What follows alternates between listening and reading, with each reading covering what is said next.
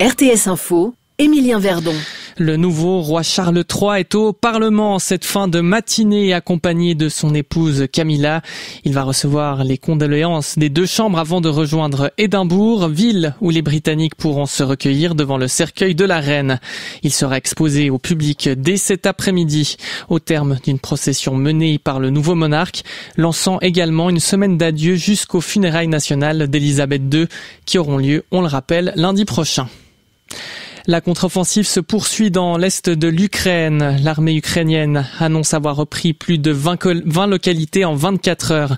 Elle revendique avoir repris 3000 mètres carrés de son territoire depuis le début du mois de septembre. Hier soir, plusieurs régions ont été victimes de coupures d'électricité. Selon Kiev, des frappes russes en sont à l'origine. L'enquête pour viol et agression sexuelle sur mineurs à l'encontre de Nicolas Hulot, l'ancien ministre français de la transition écologique, a été classée sans suite.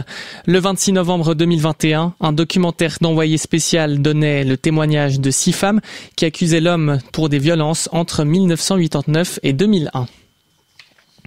À Paris, le procès en appel des attentats de janvier 2015 s'est ouvert ce lundi. 2 accusés sont rejugés pour leur rôle présumé dans les attaques perpétrées par les frères Kouachi et Amédi Koulibaly. Le journal satirique Charlie Hebdo, une policière à Montrouge et un magasin hyper cachère avaient été visés et 17 personnes tuées.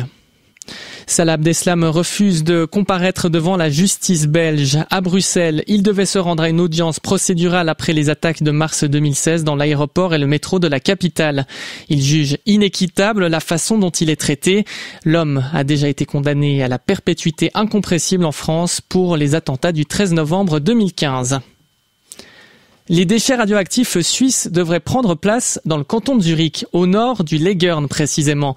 C'est en tout cas la volonté de la Société coopérative nationale pour leur stockage. Pour elle, c'est le site le plus sûr.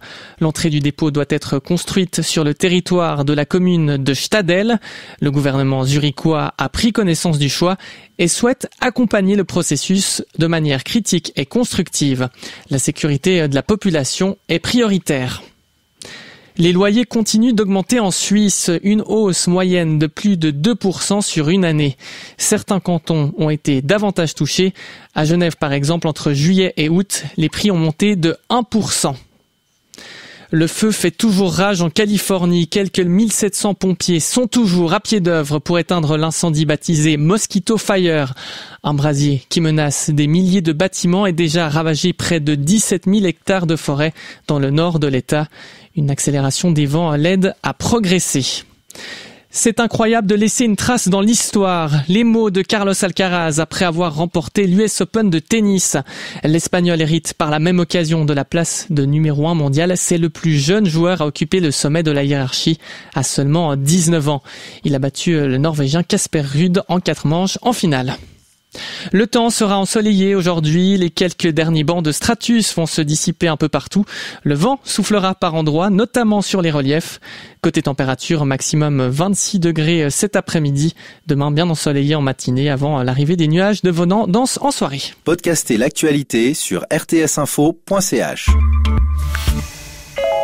Cette année, la